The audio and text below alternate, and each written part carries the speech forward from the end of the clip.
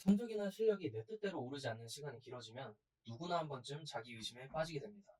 뭔가를 진짜 바꾸고 싶다면 진심으로 각오하고 시간과 노력을 쏟아부어야 하는데 그때 필요한 게 바로 체력입니다. 지금부터 이야기할 체력은 운동할 때의 체력하고는 조금 다릅니다. 이 영상을 통해 공부 체력에 대해 정확히 알고 여러분의 학습 과정에 녹여낸다면 10시간 이상 공부하는 게 훨씬 수월해질 겁니다. 자, 먼저 짚고 넘어갈 게 있습니다. 지금 말하는 공부 체력이 대체 뭘까요? 한번 생각해 보세요. 몇 시간씩 달리거나 운동을 할 수 있는 사람이라고 해서 무조건 책상 앞에 앉아서 10시간 이상 집중할 수 있을까요? 아마도 아닐 겁니다. 오히려 운동은 별로 하지 않는데도 하루 종일 자리에 앉아서 책을 붙들고 있는 친구들이 분명히 있죠. 그러면 공부 체력은 이렇게 오래 앉아서 집중력을 유지하면서 지치지 않고 학습을 이어갈 수 있는 능력인 겁니다. 이건 근육의 문제가 아니라 뇌와 생활 습관, 그리고 심리를 관리하는 문제에 더 가깝습니다. 그래서 공부 체력은 설계의 영역으로 봐야 하는 겁니다. 핵심은 크게 네 가지예요. 일단 가장 중요한 건 수면입니다. 많은 학생들이 이걸 반대로 생각을 해요. 공부 시간을 늘리려면 잠을 줄여야겠지? 그래서 새벽 2시, 3시까지 버티고 다음날 몽롱한 정신으로 하루를 시작합니다. 그런데 이게 왜 함정이냐면요. 수면이 무너지면 그냥 피곤한 걸로 끝나지 않습니다. 멘탈이 같이 무너져요. 잠이 부족한 상태에서는 별거 아닌 일에도 짜증이 나고 작은 실수 하나에 아니 나는 왜 이것도 못하지? 뭐 이런 자기의심이 스멀스멀 올라오게 되는 거죠. 감정을 조절하는 뇌의 영역이 수면 부족에 가장 먼저 타격을 받거든요. 그러니까 잠을 줄여서 확보한 그 몇 시간이 오히려 집중력과 멘탈을 갉아먹는 겁니다. 그래서 우리는 순서를 바꿔야 하는데 공부 시간을 확보하기 위해서 잠을 깎는 게 아니라 수면 시간을 먼저 확보하고 나머지 시간에 이제 공부를 배치하는 거예요. 여기서 주의해야 할 포인트는 두 가지예요. 첫 번째는 자는 시간과 일어나는 시간을 가능한 한 일정하게 유지하는 겁니다. 주말에 몰아서 자는 습관은 오히려 신체 리듬을 깨뜨릴 가능성이 높습니다. 그리고 두 번째는 절대적인 시간을 확보해야 합니다. 뭐 사람마다 다르겠지만 보통 7시간 정도는 필요하다는 거죠. 뭐 나는 4시간만 자도 괜찮아. 이런 식으로 말하는 친구들이 있는데 대부분 착각이고 망상입니다. 자, 이제 큰 틀에서 두 번째 내용으로 넘어가 보겠습니다. 집중력에 대한 내용이에요. 10시간을 공부한다고 해서 10시간 내내 최고의 집중력이 유지될까요? 거의 그럴 리가 없습니다. 인간은 그렇게 안 만들어졌으니까요. 집중력은 파도처럼 올라갔다가 내려갔다가 뭐 이런 식으로 이제 움직입니다. 그런데 많은 학생들이 이 지점에서 실수를 합니다. 수학 문제가 안 풀리고 머리가 멍해지는데도 나는 이걸 끝내야 해 하면서 같은 문제를 붙잡고 1시간씩 흘려보낸다는 거죠. 정말로 심도 있게 고민했을 수도 있어요. 근데 대부분은 공부한 게 아니라 그냥 책상에 앉아서 멍 때리고 있던 시간인 거예요. 그러니까 어떤 과목에서 집중력이 떨어졌다고 느끼면 억지로 버티지 말고 그냥 다른 과목으로 넘어가 보세요.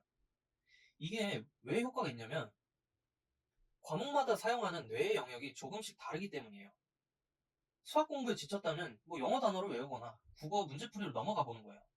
쓰던 근육을 쉬게 하고 다른 근육을 쓰는 것과 이제 같은 이치인 거죠. 그러면 뭐 이제 지친 영역은 회복되고 전체 공부 시간은 오히려 늘어날 겁니다. 소모되는 에너지 수준에 맞춰서 과목을 배치할 수도 있어요. 머리가 가장 맑은 시간에는 가장 어렵고 새로운 내용을 공부하고 집중력이 떨어지는 시기에는 암기나 복습, 그리고 뭐 채점이나 오답 정리 같은 상대적으로 부담이 적은 걸 배치하는 겁니다. 세 번째로 다룰 내용은 루틴에 대한 이야기입니다. 이게 왜 중요한지 이해하려면 먼저 인간의 의지력이라는 게 엄청 빠르게 소모되는 그런 자원이라는 걸 인지해야 됩니다. 매일 아침 오늘은 몇 시부터 공부하지? 뭐부터 하지? 어디서 하지? 이런 걸 고민하는 것 자체가 엄청난 에너지 소모라는 거죠. 하루를 시작하기도 전에 힘을 빼는 거예요. 결정을 많이 할수록 우리는 지치게 됩니다. 루틴은 바로 이 소모적인 결정을 없애줍니다. 매일 같은 시간에 일어나서 같은 자리에서 정해진 순서대로 공부를 시작하면 뇌는 이 시간에 공부하는 거구나 하고 자동적으로 모드를 전환하게 된다는 거죠. 시작하기 싫은 마음과 싸울 필요가 없어지는 거예요. 공부를 잘하는 사람들이 대단한 의지력을 가진 게 아니라 사실은 의지력이 필요 없도록 그냥 시스템을 만들어 둔 겁니다. 그러니까 처음부터 완벽한 루틴을 만들려고 하지 마세요. 오히려 실패할 거예요. 아침에 일어나면 그냥 물 한 잔 마시고 어, 그런 다음에 책상에 앉는다. 뭐 이런 아주 작은 습관 하나부터 고정을 시켜보는 거예요. 그게 몸에 붙으면은 이제 그 다음 습관들을 하나씩 그 위에 이제 쌓아 올려보는 거죠. 루틴이 자리를 잡으면 공부는 매일 그냥 숨 쉬듯이 하는 일상이 될 겁니다. 그러면 어느 순간부터 하루에 그냥 10시간 이상 공부를 하고 있을 거예요. 자, 마지막 이야기가 어쩌면 요즘 시대에 가장 중요한 주제일 수도 있어요. 바로 자극적인 컨텐츠들에 대한 문제예요. 쇼츠나 게임, 아니면 뭐 자극적인 영상들, 이런 컨텐츠들은 짧은 시간에 아주 강한 자극과 즉각적인 재미를 주죠. 그러니까 뇌가 별다른 노력 없이 계속해서 보상을 받는 상태에 익숙해지는 거예요. 문제는 여기서 시작이 됩니다. 이렇게 강한 자극에 뇌가 절여지고 나면 그 다음에 오는 공부라는 활동이 어떻게 느껴질까요? 거의 뭐 견딜 수 없이 지루하게 느껴질 겁니다. 교과서 한 페이지 읽는 게 고문처럼 느껴질 거고 몇 분도 못 앉아 있게 되는 거죠.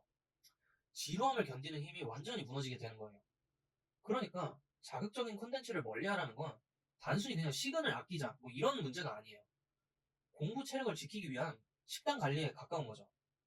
우리가 좋은 몸을 만들려면 정크푸드를 끊어야 하듯이 좋은 공부 체력을 만들려면 뇌에 오는 그런 아주 강한 자극들을 관리해야 된다는 거죠. 뭐 지금 당장 완전히 끊으라는 말은 아니에요. 그건 진짜 현실적으로 어렵죠. 대신에 이렇게 해보라는 거예요. 공부하는 동안에 폰을 아예 다른 방에다 두거나 손이 닿지 않는 곳에다 두고 오는 거예요. 보고 싶은 걸 참는 것보다 애초에 볼 수 없게 만드는 게 훨씬 쉬울 거예요. 그리고 쉬는 시간에도 릴스나 쇼츠를 보는 대신에 그냥 눈을 감고 쉬거나 아니면 뭐 주변에 가볍게 산책을 해보세요. 이렇게 해야 뇌가 진짜로 쉴 수 있어요. 자극에 덜 노출될수록 여러분은 더 오랫동안 그리고 더 깊게 집중할 수 있는 사람이 될 거예요. 성적이 오르지 않는 답답한 시간을 버텨내고 뚫고 나가는 사람은 그냥 뭐 머리가 특별히 좋은 뭐 그런 이유가 아니에요. 오래 앉아 있을 수 있는 힘. 그러니까 공부 체력을 만들어둔 사람이에요. 오늘 이야기한 것 중에 딱 하나라도 좋습니다. 여러분의 하루에 한번 녹여보세요.